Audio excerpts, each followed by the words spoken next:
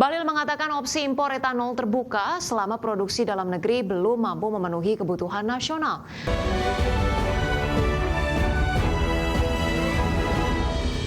Pemirsa, Menteri Energi dan Sumber Daya Mineral Bahlil Lahadalia mengatakan pemerintah membuka peluang impor etanol termasuk dari Amerika Serikat sebagai salah satu upaya pengembangan energi bersih. Bahlil mengatakan opsi impor etanol terbuka selama produksi dalam negeri belum mampu memenuhi kebutuhan nasional. Bahlil menambahkan rencana pemerintah untuk mewajibkan percampuran bensin dengan etanol merupakan salah satu upaya penguatan ketahanan dan kedaulatan energi nasional. Adapun sebelumnya pemerintah menegaskan komitmen untuk mempercepat implementasi mandatori pencampuran bioetanol secara bertahap.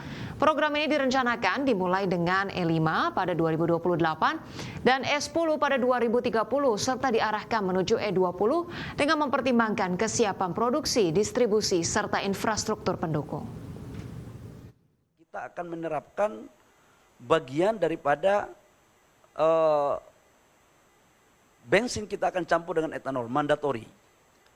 Tujuannya sebenarnya adalah bagaimana menciptakan peluang usaha baru yang ada di Indonesia. Namun sampai dengan produksi kita bisa memenuhi kebutuhan dalam negeri, maka ruang untuk kita melakukan impor boleh saja, termasuk di impor dari Amerika. Sampai dengan kebutuhan produksi kita dalam negeri terpenuhi. Ini paralel aja sebenarnya, paralel aja biasa. Yang berikut kami juga melaporkan bahwa di sini kita juga melakukan komunikasi terhadap ExxonMobil. ExxonMobil ini salah satu perusahaan minyak Amerika Serikat yang sudah 100 tahun lebih yang beroperasi di Indonesia. Dan mereka adalah salah satu penyumbang. Ya, berikutnya pemirsa, Menteri Investasi dan Hilirisasi sekaligus CEO Danantara Rosan Roslani mengungkapkan sebanyak 12 investor dan CEO top Amerika Serikat siap menanamkan investasi besar-besaran di Indonesia. Presiden Prabowo Subianto beserta jajaran Menteri Perekonomian melakukan pertemuan bisnis secara khusus dengan sedikitnya 12 CEO global perusahaan investasi top dunia. Menteri Investasi dan Hilirisasi menegaskan pertemuan dengan 12 pimpinan perusahaan investasi global tersebut sebagai upaya memperkuat kemitraan investasi strategis, di mana para CEO dan presiden perusahaan investasi terkemuka dunia tersebut tercatat memiliki total aset kelolaan atau assets under management yang mencapai 15 triliun dolar Amerika.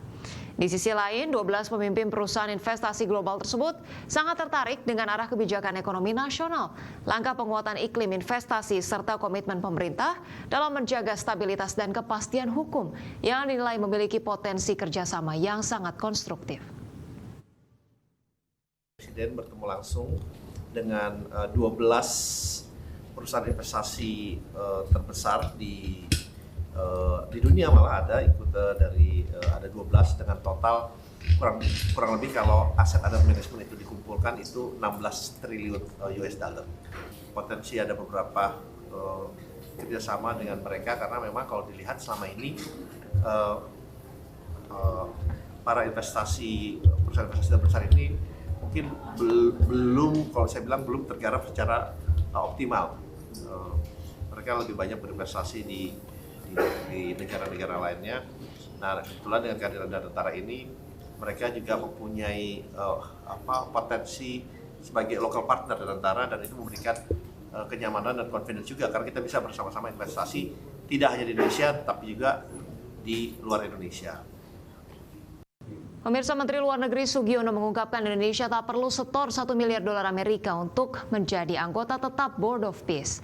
Menlu Sugiono mengatakan Indonesia saat ini sudah menjadi anggota tetap Board of Peace tanpa menyetor 1 miliar dolar Amerika atau setara 16 triliun rupiah. Menurut Sugiono, uang tersebut bukan sebuah iuran wajib atau syarat keanggotaan tetap. Menlu mengatakan kontribusi Indonesia adalah dengan mengirim 8.000 pasukan penjaga keamanan.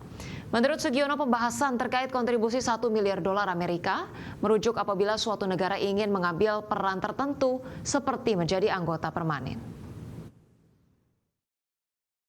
Jadi dari awal saya bilang, ini yang namanya itu bukan iuran keanggotaan, bukan syarat keanggotaan, tidak.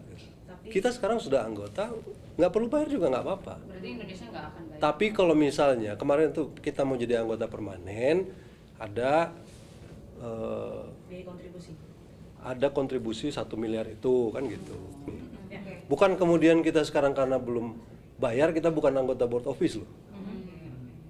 Paham ya? Jadi kontribusinya beda-beda gitu. Masih di Prime Market Highlights, pemirsa, kita ke informasi mancanegara. Kelompok Hizbullah akan melakukan perlawanan atas tindakan Israel yang menyerang Lebanon pada pekan lalu. Serangan Israel tersebut diarahkan ke wilayah pusat komando Hizbullah dan menewaskan 8 anggota kelompok Hizbullah. Kelompok Hizbullah asal Lebanon menegaskan akan melakukan perlawanan terhadap Israel usai serangan Israel ke wilayah Lebanon yang menewaskan 8 anggota Hizbullah. Pemerintah Lebanon telah berjanji untuk melucuti senjata Hizbullah, tetapi Israel bersikeras bahwa mereka tetap memiliki hak untuk membela diri dengan menyerang kelompok militan yang didukung Iran tersebut. Sebelumnya pada Jumat pekan lalu, militer Israel mengatakan telah menyerang pusat komando Hizbullah di Lebanon Timur dan target yang terkait dengan kelompok Palestina Hamas di selatan.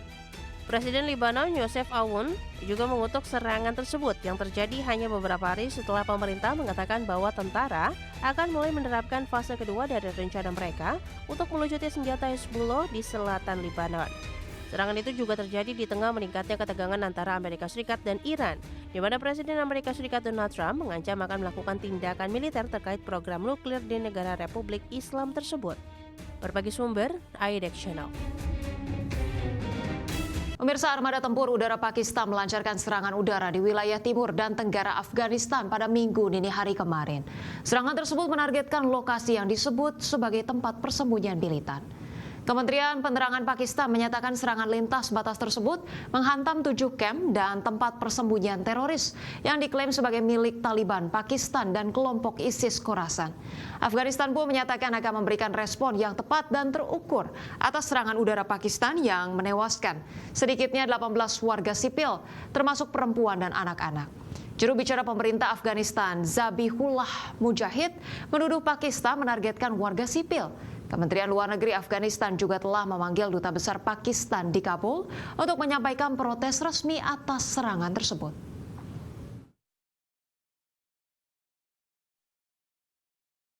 Selain pendapatan dari sisi perpajakan, pemerintah juga bisa meningkatkan pendapatan dari sektor perusahaan badan usaha milik negara atau BUMN, di mana puluhan perusahaan BUMN tercatat memiliki peran strategis dalam mendukung penerimaan negara.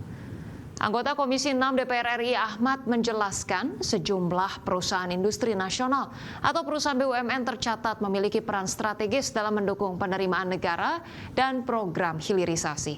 Untuk itu Komisi 6 meminta pemerintah terus memperkuat peran Kementerian BUMN dalam mempercepat kemajuan ekonomi nasional, termasuk dengan berkontribusi secara maksimal dalam program-program unggulan pemerintah, mulai dari mewujudkan ketahanan pangan, ketahanan energi, program hilirisasi, hingga program-program strategis nasional lainnya yang akan berdampak pada pertumbuhan ekonomi nasional dan peningkatan kesejahteraan masyarakat. Sehingga dengan demikian kehadiran suatu perusahaan itu dapat bermanfaat di masyarakat. Di samping tentunya CSR-nya, artinya keuntungan perusahaan itu dapat dikembalikan kepada masyarakat dalam bentuk program pemberdayaan, pada untuk UMKM, pertanian, peternakan, segala macamnya, sehingga juga mereka punya tanggung jawab moral dalam rangka meningkatkan